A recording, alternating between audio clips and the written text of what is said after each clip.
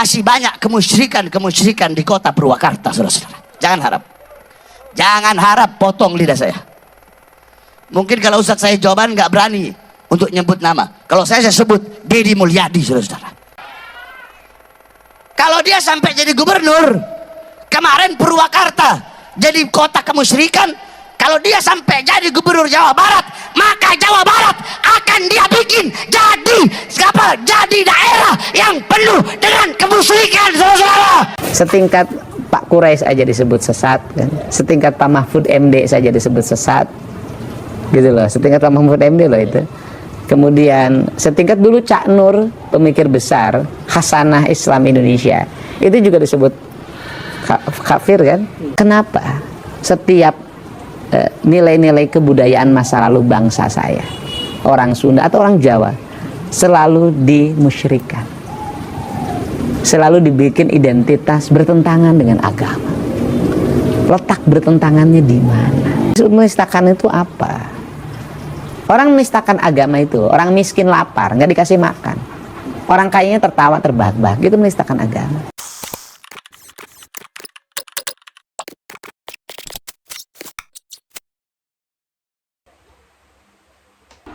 Ya, kan gini loh, syirik mensyirikan, sesat mensesatkan menjadi hal yang biasa sekarang, kan.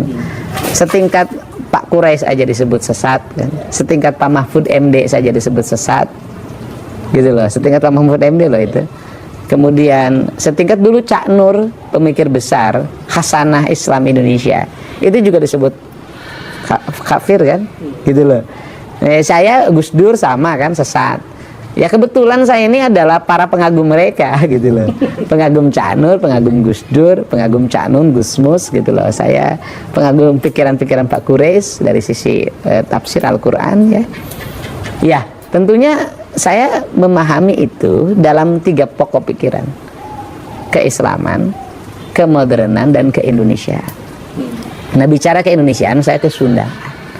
Nah, ketika ke Sundaan, pasti kan masuk dalam ruang lingkup kebudayaan pada masa lalu.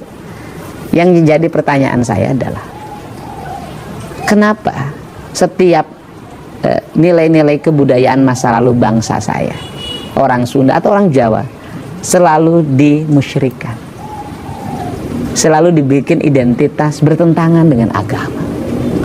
Letak bertentangannya di mana? Itu yang menjadi pertanyaan saya. Tetapi ajaran kebudayaan yang dibawa dari Timur Tengah itu kan juga banyak yang bukan dilahirkan pada zaman Nabi. Sebelum Nabi sudah ada. Nah, misalnya Pak Said Agil pernah menyampaikan dalam ceramahnya, masjid itu pakai menara. Menara itu dari munara. Munara itu adalah tempat penyimpanan api, yaitu orang-orang Majusi waktu itu menyembah api yang disimpan di menara, Kemudian menara itu menjadi khasanah masjid yang dipakai di kita semua. Kenapa sih itu boleh dipakai jadi masjid? Kenapa yang di kita nggak boleh? Nah, ini yang menjadi pertanyaan kita, gitu loh. Bagi saya, nilai-nilai masa lalu itu penuh kearifan. Misalnya orang Sunda, silih asah, silih asih, silih asuh, apa sih tidak arifnya? Ada kereta kencana, kemudian dikasih dikasih ratus, ya, dikasih bunga. Apa bedanya dengan bendera yang dihormat? Kan sama, diarak setahun sekali, orang nonton foto-foto. Apa bedanya dengan bendera yang dihormat? Kan sama aja.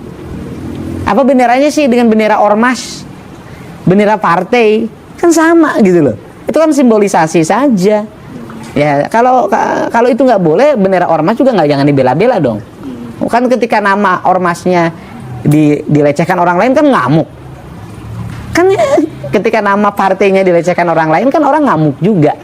Kan artinya bahwa samalah semuanya juga masih menghormati simbolisasi, gitu loh. Cuman beda. Ya, cuman beda. Nah, itu problemnya apa? Misalnya kain pohon dikasih kain, terus problemnya apa? Katanya itu dianggap apa yang menghidupkan agama Hindu. Nah, pertanyaan saya, ada nggak di India pohonnya dikasih kain? Nggak ada. Itu khas Bali aja, bukan khas Hindu loh, khas Bali. Bali itu khasnya budaya Nusantara. Nah, kemudian menjadi pertanyaan saya, lu masalahnya apa? Bagus mana pohon dikasih kain dengan pohon dikasih paku? Dikasih paku, kasih iklan, ditulisan di situ.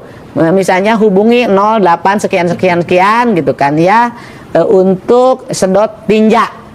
Oke. Bagus mana dengan pohon dikasih kain. Nah, yang dimasalahin kan kain kotak-kotak warna hitam. Nah, hitam. Kain kotak-kotak warna hitam itu kan bukan barang baru di kita.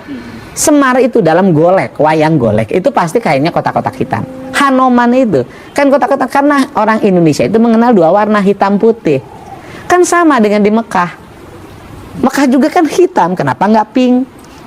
Kan artinya warna hitam memiliki makna filosofi, warna putih memiliki warna filosofi. Nah kemudian kotak-kotak, nah kalau kotak-kotak juga nggak boleh, papan catur juga nggak boleh. Oke, Kak, apa pertimbangannya apa membungkus pohon Estetika, agar pohon itu nggak ditempelin paku. dirusak?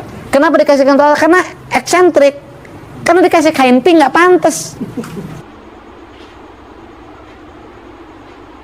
Nah, yang disebut menistakan itu apa? Orang menistakan agama itu, orang miskin lapar, nggak dikasih makan. Orang kayanya tertawa terbahak-bahak, itu menistakan agama. Anak-anak yatim dibiarkan terlantar. Orang-orang sakit dibiarkan tanpa pengobatan. Itu menistakan agama. Itu kan orang pemahaman Sunda Wiwitan mereka pahami sebagai agama. Saya Sunda Wiwitan saya pahami sebagai ajaran Sunda Wiwitan. Wiwitan itu asal, awal. Ya Sunda Wiwitan Sunda yang mengajarkan tentang awal manusia penciptaannya, kecintaan terhadap lingkungan, kecintaan terhadap bersama, tidak boleh berbuat berlebihan, silih asa, silih asih, silih asuh. Lebih ke filosofis. Filosofis dan nilai-nilai ajaran. Bukan Terus apa salahnya? bukan sebagai bagian dari agama yang perlu Nah, pertanyaannya saya adalah dari sistem ajaran nilai yang diajarkan tentang ketuhanan, kemanusiaan, lingkungan, apa yang salah? Terus tunjukin di 1000 patung itu di mana? katakan bilang seperti itu. Loh enggak, mereka salah pemahaman. Di Purwakarta itu patung itu bukan barang baru. Purwakarta itu punya industri keramik pleret, ya kan? Membikin celengan dari tanah liat, celengan semar, terkenalah celengan paleret. Jadi itu asli Purwakarta. Celengan paleret, dibikin patung apa celengan yang besar-besar, yang harimau, yang itu, yang ini. Nah, ada khas pleret namanya menong. Nah, menong itu adalah identitas pleret dan menjadi khas Purwakarta hari ini. Saya menjadikan menong hari ini menjadi asalnya mukanya perempuan, menong itu, ya kan? Diganti oleh saya mukanya jadi wayang dua muka. Kalau ada Dorna, di baliknya ada Semar. Kalau ada Yudhistira, di baliknya ada Duryodhana. Kalau ada Sangkuni, di baliknya ada Bisma.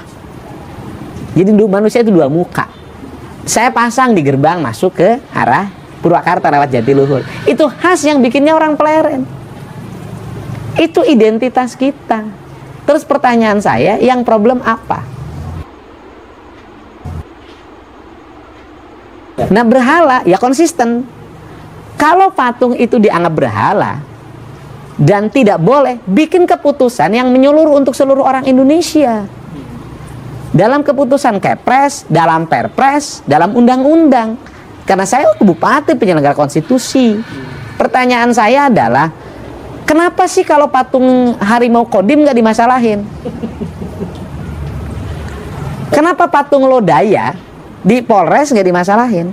Kenapa patung polisi nggak dimasalahin? Kenapa patung tentara nggak dimasalahin?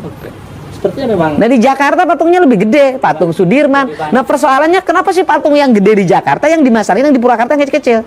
Nah, itu pertanyaan saya. Kenapa sepertinya FPI Saya nggak tahu, nggak tahu. sampai Ya nggak tahu, mungkin saking sayangnya sama saya. Kalau tempatnya tempat kemusyrikan, kalau tempatnya tempat banyak berhala, tempatnya tempat banyak patung, kotanya kota kemusyrikan, kota maksiat, maka sedikit daripada santri-santri itu yang akan mendapatkan manfaat dan barokah daripada ilmu, saudara-saudara. Jangan harap Purwakarta bisa menjadi kota santri selama masih banyak kemusyrikan di kota Purwakarta, saudara-saudara. Jangan harap. Jangan harap, potong lidah saya. Mungkin kalau Ustadz saya jawaban nggak berani untuk nyebut nama. Kalau saya sebut Deddy Mulyadi, saudara-saudara.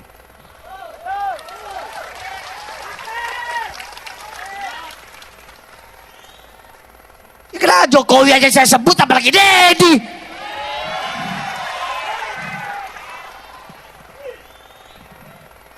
Betul? Betul? Betul? Saya nggak ada urusan, saya nggak ada urusan.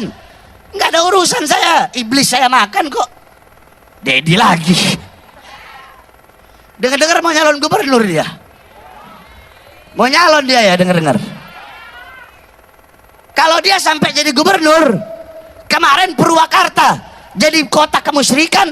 Kalau dia sampai jadi gubernur Jawa Barat, maka Jawa Barat akan dia bikin jadi apa? Jadi daerah yang penuh dengan kemusyrikan, saudara. Makanya yang kayak begitu harus ditumbang.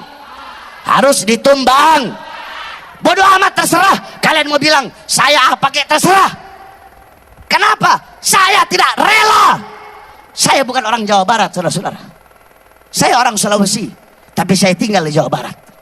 Di mana saya ditinggal, di situ saya junjung, saudara-saudara. Di mana saya tinggal, jangankan tinggal, di mana kaki saya berpijak, maka di situ semua adalah saudara-saudara saya. Siapapun mereka, siapapun agamanya, apapun rasnya, apapun sukunya, apapun warna kulitnya, selama kaki saya menginjakkan kaki, kaki saya menginjak di tanah Indonesia, dimanapun wilayahnya, dimanapun kabupatennya, dimanapun kotanya, dimanapun daerahnya, maka saya akan berada di pihak rakyat untuk membela rakyat sampai titik darah penghabisan, saudara-saudara. Allahu Akbar. Siap lawan kemusyrikan. Siap lawan kemusyrikan. Siap lawan kemusyrikan. Allah.